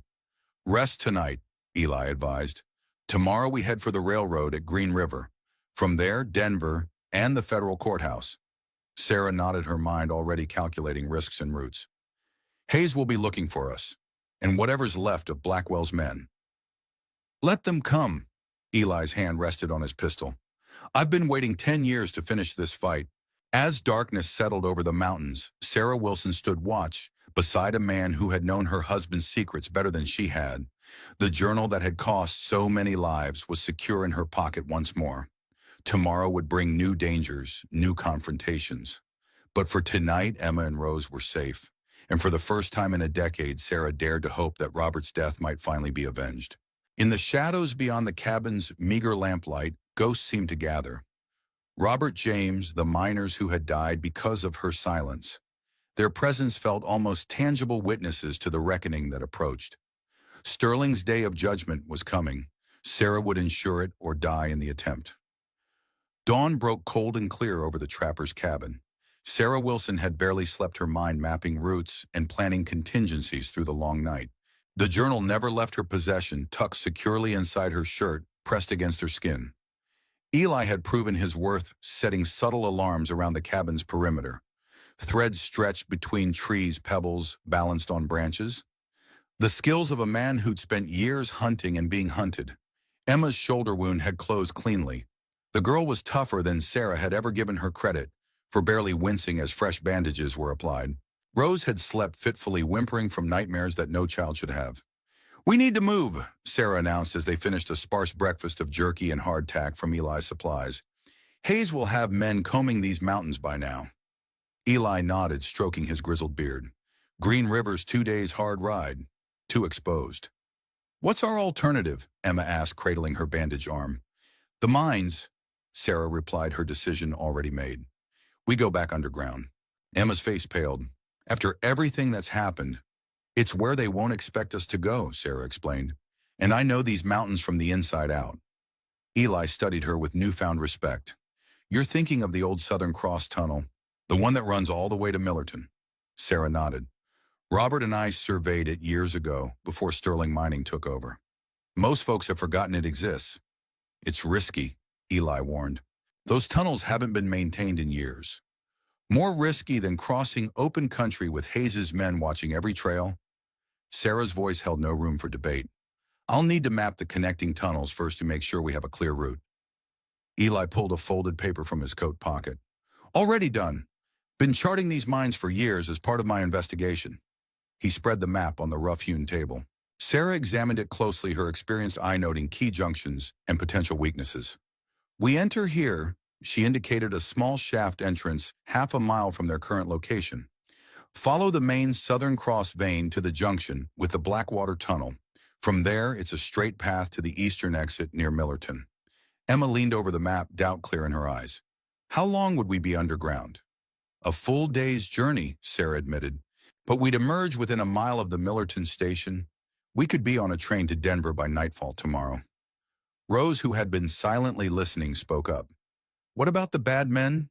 Won't they follow us? Sarah knelt beside her granddaughter, struck anew by the girl's perceptiveness. They might try, but I have a plan for that too. She turned to Eli. Do you still have those blasting caps you mentioned? The old marshal's eyes gleamed with understanding. Half a dozen, and enough wire to reach the next county. Sarah's face hardened into decision. We rigged the tunnels behind us. Anyone follows, they'll find themselves buried. You're talking about collapsing the mines, Emma realized. The same thing Sterling did to Pa. Poetic justice, Eli muttered. Sarah met her daughter's eyes. I'm talking about protecting you and Rose. Whatever it takes. They prepared, quickly gathering supplies for the underground journey. Eli contributed extra lamps and oil matches sealed in waterproof pouches and the precious blasting caps. Sarah carefully inspected each component, muscle memory from her days as an explosives engineer taking over. You were good at this, Eli observed as she worked. Sarah's hands stilled momentarily. Too good. Sterling hired me because I was the best, and I let that pride blind me to what he was really doing. We all have regrets, Eli replied, his voice softening. Robert never blamed you, not really. He should have. Sarah resumed her work, precision in every movement. I took their money. I falsified those reports. Those deaths are on my hands as much as Sterling's. Difference is, you're trying to make it right. Eli secured the wires in his pack. That counts for something. By mid-morning, they were ready. Sarah led them through dense pine forest toward the abandoned mine entrance. Emma carried Rose when the terrain grew too difficult, despite her injured shoulder. The child had shown remarkable resilience, but even her strength had limits. They reached the entrance around noon, a narrow vertical shaft half hidden by fallen timber and decades of undergrowth. Sarah cleared away the debris, revealing a rusted ladder descending into darkness. I'll go first, she declared, lighting a lamp. Eli, you bring up the rear. The descent was harrowing. Each rung of the ancient ladder creaked ominously under their weight. The air grew progressively cooler and damper as they descended, carrying the mineral smell that Sarah had once associated with opportunity and now linked forever with death. 50 feet down, the shaft opened into a horizontal tunnel, the Southern Cross just as the map had indicated. Sarah held her lamp higher, assessing the tunnel's condition. The support timbers had aged but appeared sound enough, the ceiling stable. This way, she directed, consulting Eli's map once more. They moved carefully through the dark passage, Sarah constantly scanning for signs of weakness or collapse. Much of the tunnel had been carved directly through solid rock, requiring less timber support, a blessing given the years of neglect. How much farther to the junction? Emma asked after they'd been walking for nearly an hour. Sarah checked the map. Another mile, maybe less. Then what? Then we set the first charges, Sarah explained. Create a defensive perimeter behind us. They continued in silence, each lost in their own thoughts. The only sounds were their footsteps and the occasional drip of water from the ceiling. They reached the junction earlier than expected. 5 tunnels converged in a large chamber, evidence of the different mining companies that had once competed for the mountain's riches. Perfect, Sarah murmured, surveying the space. We'll set charges here at each tunnel entrance. If anyone follows us, they'll have to pass through this chamber. As she and Eli began preparing the explosives, Emma took Rose to the far side of the chamber, trying to distract the child from the grim work. How will we trigger them? Eli asked as they positioned the blasting caps. A tripwire, Sarah decided. Across the tunnel we came through, connected to a friction detonator. When they hit the wire, Eli nodded grimly. Simple, but effective.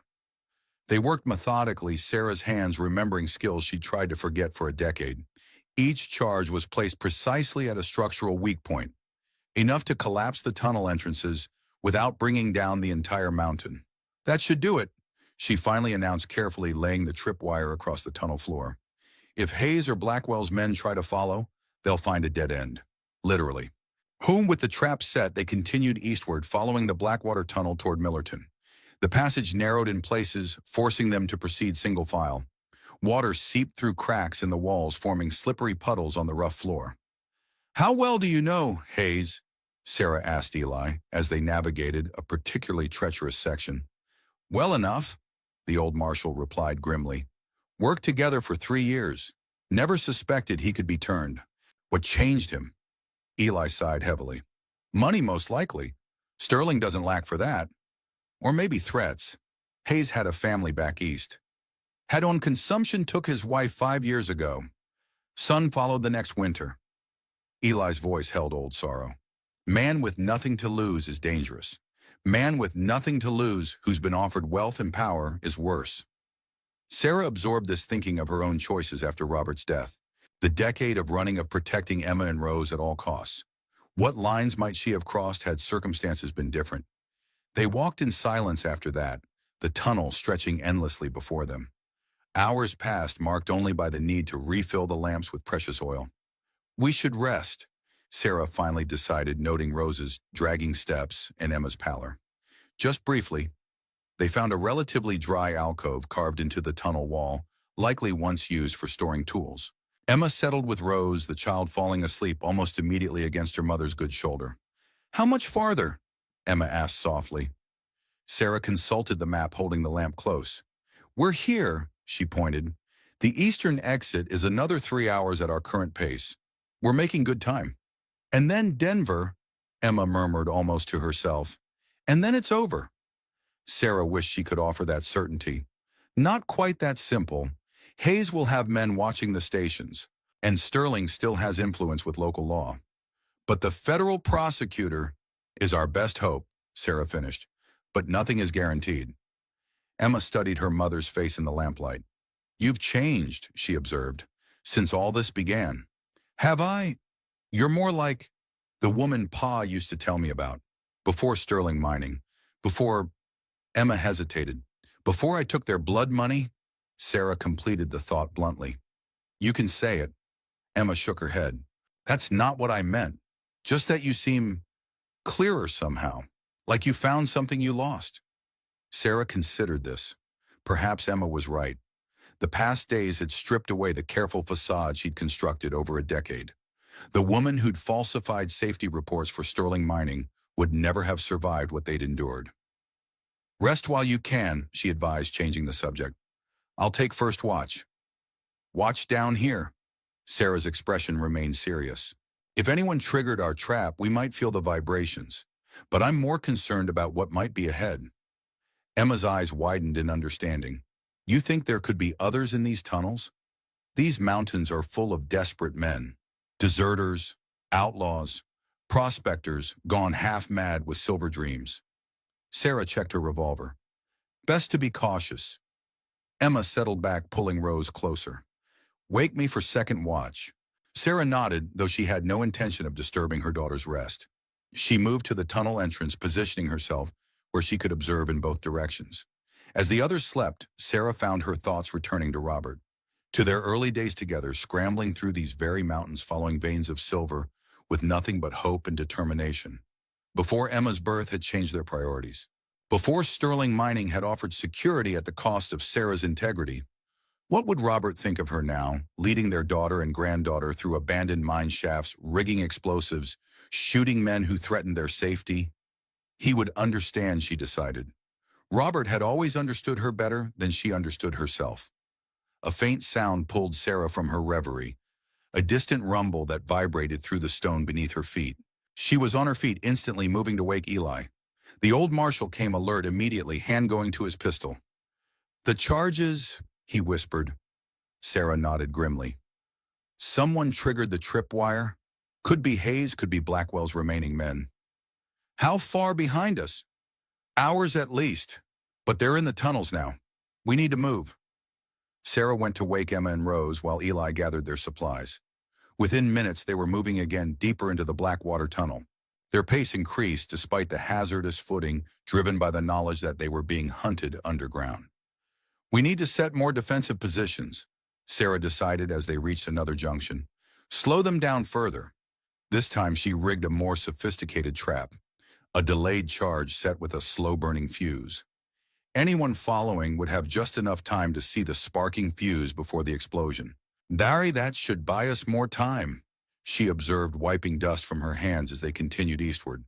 The tunnel began to slope upward, a promising sign that they were approaching the surface. The air quality improved slightly, though it remained thick with mineral dust and decades of stillness. "We must be getting close," Emma observed, hope brightening her voice for the first time in hours. Sarah consulted the map again. Another mile to the eastern exit. As they rounded a bend in the tunnel, their lamps illuminated an unexpected obstacle. A massive cave-in blocked the passage ahead, boulders and splintered timbers forming an impenetrable barrier. "No," Sarah breathed, disbelief and desperation warring in her voice. "This isn't on the map." Eli examined the collapse with a practiced eye. "Recent. Last few years, judging by the lack of dust settlement." "Well, can we clear it?" Emma asked, though the answer was obvious in the scale of the blockage. Sarah shook her head slowly. "Not without equipment we don't have, and certainly not before whoever's behind us catches up." Silence fell as they absorbed the implications. They were trapped between approaching pursuers and an impassable barrier. "There has to be another way," Emma insisted, her voice rising with barely controlled panic. "We can't be trapped down here." Sarah forced herself to think clearly, to fall back on her knowledge of these mines and mountains. "The Blackwater Tunnel connected to the Harvey shaft at some point. It should be—" She traced the route on the map. "There, about a quarter-mile back." "And where does the Harvey shaft lead?" Eli asked. "Up, eventually. It was an air ventilation shaft originally, but they expanded it when they hit a promising vein. If it's still passable, it could get us to the surface." They retraced their steps quickly, locating the narrow side passage that marked the entrance to the Harvey shaft. The tunnel was smaller than the main passage, requiring them to crouch in places. Water ran more freely here, forming muddy puddles that sucked at their boots. After several hundred yards, the tunnel ended at the base of a vertical shaft. Rusted iron rungs embedded in the rock face provided the only way up. Sarah tested the nearest rung. It held her weight, though it creaked ominously. "I'll go first. Test each one before you put your full weight on it." The climb was excruciating. Many rungs had rusted through, completely leaving gaps that required precarious stretching to navigate. Sarah's muscles screamed with the effort, her hands raw and bleeding from the rough iron.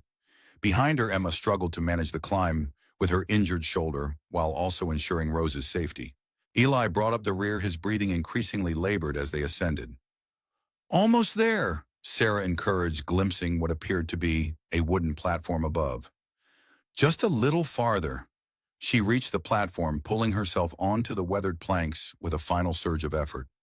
It appeared to be an old loading station where ore would have been transferred from the vertical shaft to horizontal transport. Sarah helped Emma and Rose onto the platform, then reached down to assist Eli. The old marshal's face was gray with exertion, sweat pouring down his weathered cheeks despite the cool air.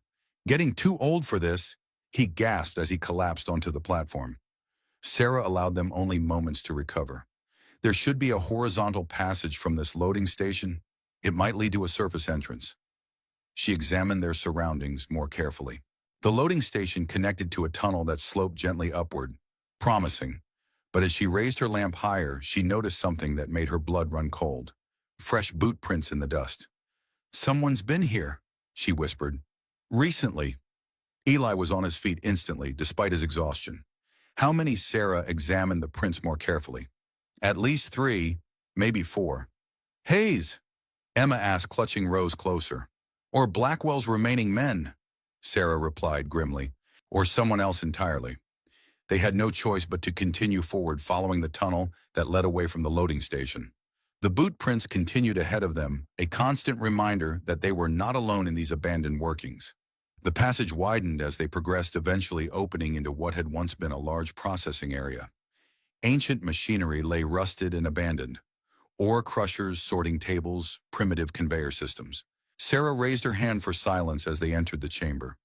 Something felt wrong. The hairs on the back of her neck stood up. The same instinct that had saved her life in the mines many times before. A metallic click echoed through the cavernous space, the unmistakable sound of a hammer being cocked. "That's far enough, Mrs. Wilson." The cultured voice emerged from the shadows near the far tunnel entrance. Marcus Hayes stepped into the lamplight, Remington revolver held steadily in his gloved hand. Behind him, 3 men in Sterling Mining Company uniforms formed a semicircle, rifles trained on Sarah's group. "Quite a chase you've led us on," Hayes continued conversationally. "Mr. Sterling will be pleased to finally put this matter to rest." Sarah's mind raced, calculating angles and distances. Her revolver was holstered at her hip, but drawing it would be suicide with 4 weapons trained on them. "How did you find us?" she asked, playing for time, eyes scanning for any advantage. Hayes smiled thinly. "You're not the only one who knows these mountains from the inside, Mrs. Wilson, and Sterling Mining has excellent maps." His gaze shifted to Eli. "Marshall Tucker. It's been a long time. I thought you died years ago." "Disappointed?" Eli's voice held steady despite the dire situation. "Merely surprised, though I suppose I shouldn't be. You were always tenacious." Hayes returned his attention to Sarah. "The journal, please. Let's conclude this business with minimal unpleasantness." "And then what?" Sarah demanded. "You let us walk out of here. We both know that's not how this ends." "You're right," a new voice interjected from the shadows behind Hayes. A tall figure emerged into the lamplight. Thin, elegant, dressed in a fine suit despite the surroundings. His silver hair and neatly trimmed beard contrasted sharply with cold, calculating eyes. Sarah felt her breath catch. After 10 years, she was finally face to face with Wallace Sterling himself. "Mrs. Wilson?" He greeted her with the politeness of a social call. "How good to finally reconnect. It's been far too long." "Not long enough," Sarah replied, hatred burning in her chest. Sterling chuckled, the sound devoid of warmth. "Still as direct as ever. It was one of your more admirable qualities." He moved forward, each step measured and precise. "The journal, please. Then we can discuss terms." "There are no terms," Sarah spat. "You killed Robert. You tried to frame me. You've hunted us for 10 years. Business necessities, I'm afraid." Sterling spread his hands in a gesture of regret that didn't reach his eyes. "Your husband was becoming problematic, and you had already demonstrated your willingness to cooperate when properly compensated." The casual cruelty of his words struck Sarah like physical blows. To Sterling, Robert's death had been nothing more than a business necessity. "You're a monster," Emma whispered, her voice carrying in the chamber's acoustics. Sterling turned his attention to her, studying her, as one might examine an interesting specimen. "You must be Emma. You have your father's eyes. Unfortunate." He returned his gaze to Sarah. "The journal, Mrs. Wilson. My patience is limited, and Mr. Hayes can be overzealous in his methods." Sarah felt the weight of the journal against her chest, Robert's meticulous documentation of a decade of corruption and murder. If she surrendered it, Sterling would destroy the evidence, and them along with it. If she refused, Hayes and his men would take it by force. There seemed no way out. Then she felt it, a faint vibration through the stone floor beneath her feet. The charges they'd set. Someone had triggered them, sending reverberations through the mountain's core. She needed time. Just a little more time. "Why?" she asked, making no move toward the journal. "Why all this? You were already wealthy beyond most men's dreams." Something sparked in Sterling's eyes. Perhaps surprise at the question, or pleasure at the opportunity to explain his vision. "Wealth, this was never about mere wealth, Mrs. Wilson." He stepped closer, animated by sudden fervor. "It's about progress, about building the future. These mountains contain resources this nation desperately needs. Coal for our factories, silver for our currency, copper for the telegraph lines connecting our great cities." He gestured expansively, his voice rising with passion. "Do you think the Transcontinental Railroad was built without sacrifice, Without men willing to make difficult decisions? You mean without men willing to murder for profit, Sarah corrected flatly. Sterling's expression hardened. I build bridges for humanity with the bones of those who stand in the way of progress. History will remember the bridges, not the bones. Another vibration stronger this time. Hayes noticed glancing questioningly at Sterling, who waved him to silence. The journal, Mrs. Wilson. My final request. Sarah looked at Emma, at Rose, at Eli, then back to Sterling. Decision made. It's right here, she said slowly, reaching inside her coat. Instead of the journal, her hand emerged with the final stick of dynamite fuse already lit from the lamp at her feet. Everyone down, Eli shouted, diving toward Emma and Rose. Hayes and his men fired reflexively, bullets whizzing past as Sarah hurled the dynamite toward the ancient ore crusher near Sterling. The machinery would amplify the blast, sending deadly metal fragments in all directions. The explosion rocked the chamber, the sound deafening in the confined space. Dust and debris filled the air as machinery shrapnel tore through the processing room. Sarah had thrown herself atop Emma and Rose at the last moment, shielding them with her body. She felt a searing pain in her leg where a metal fragment had struck but forced herself to move. This way, she shouted through the choking dust. The eastern tunnel. They stumbled through the chaos, Sarah's leg bleeding heavily as she hobbled forward. Behind them, men shouted in confusion and pain. The tunnel entrance appeared through the dust, their escape route. Eli led the way, supporting Rose, while Emma helped Sarah. They had gone perhaps 50 yards when a voice rang out behind them. Wilson! Sarah turned to see Sterling emerging from the dust cloud, blood streaming from a cut on his forehead. His fine suit was torn and blackened, his silver hair dusted gray with pulverized stone. It ends here, he shouted, raising a small Derringer pistol. Before he could fire, the mountain itself seemed to respond. A deep rumble shook the tunnel as the main charges they'd set earlier finally triggered a catastrophic collapse. The ceiling behind Sterling gave way, tons of rock and timber crashing down. Sterling looked up in his final moment realization and horror dawning in his eyes as the mountain reclaimed its own. Then he was gone, buried beneath the very earth he'd exploited for decades. Move. Eli urged, pulling Sarah forward as the collapse continued, advancing through the tunnel like a living entity.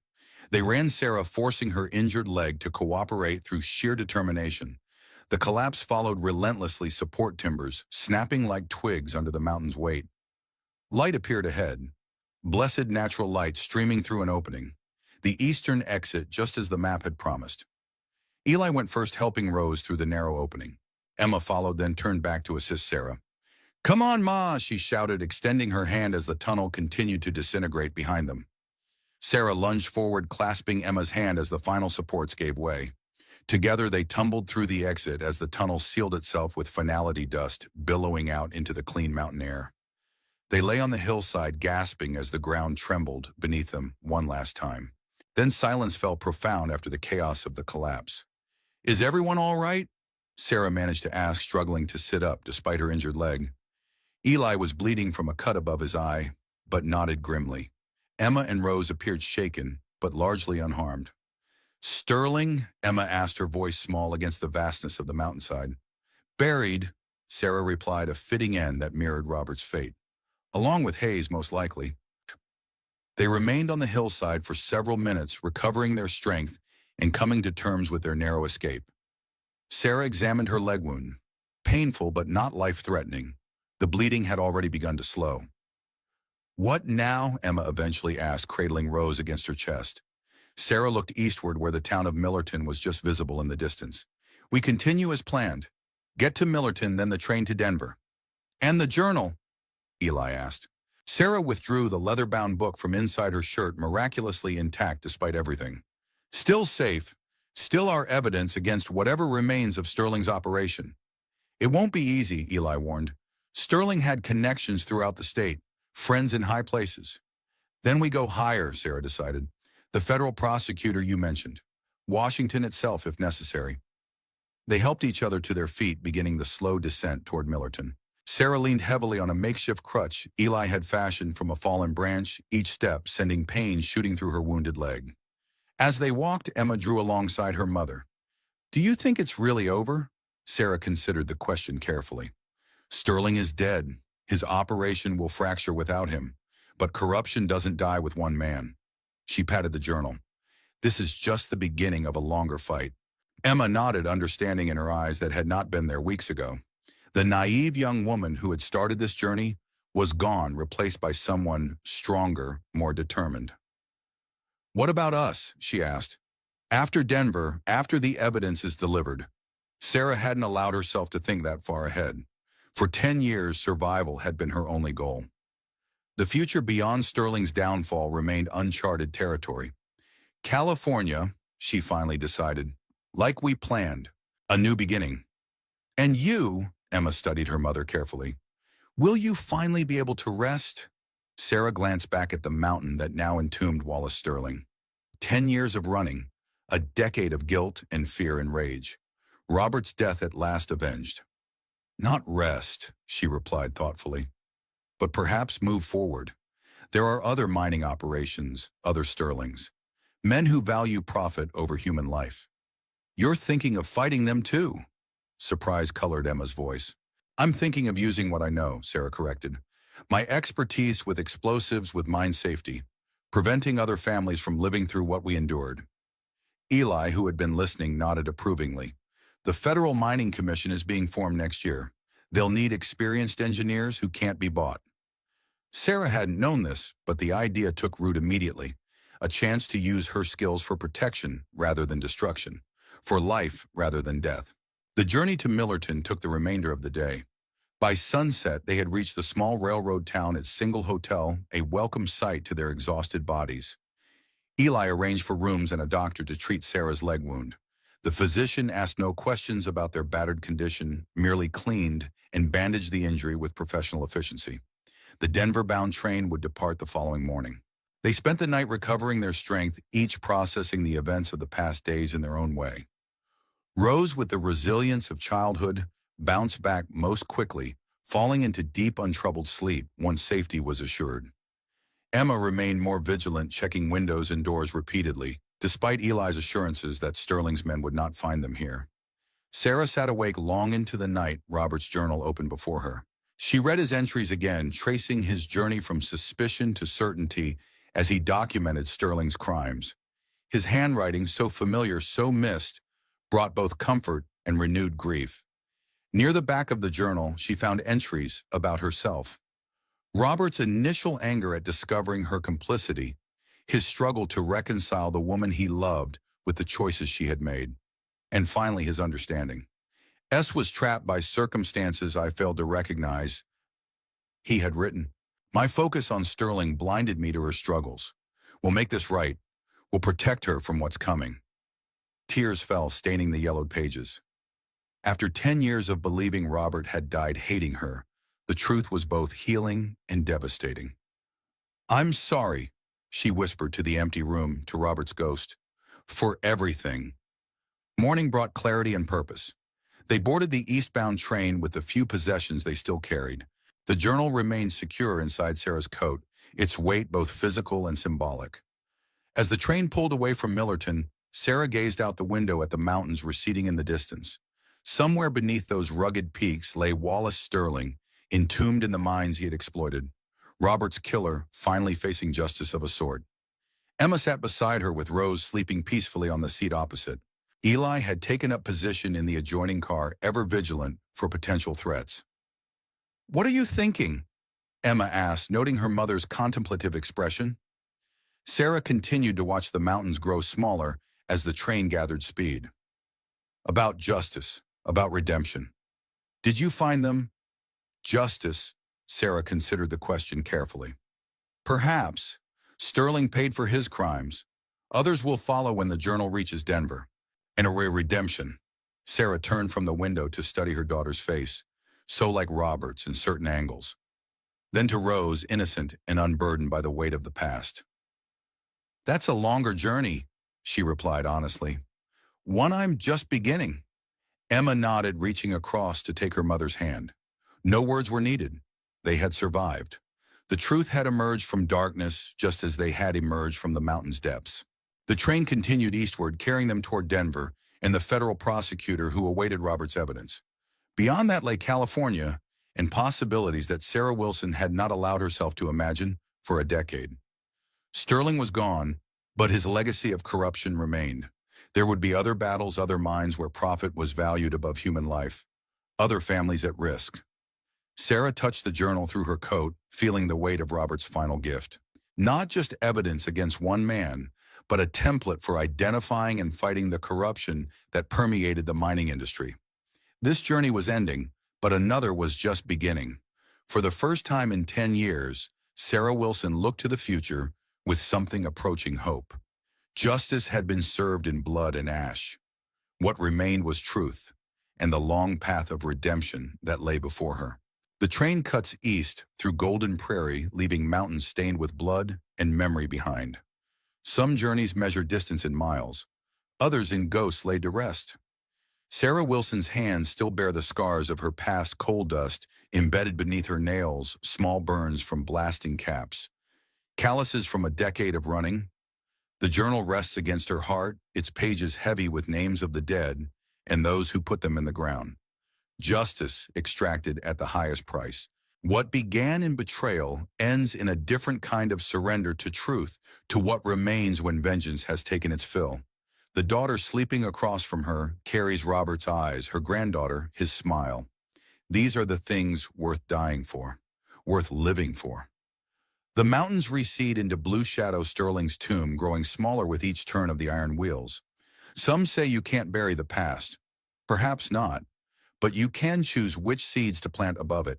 As the land flattens toward Denver and beyond, Sarah watches darkness fall across the prairie.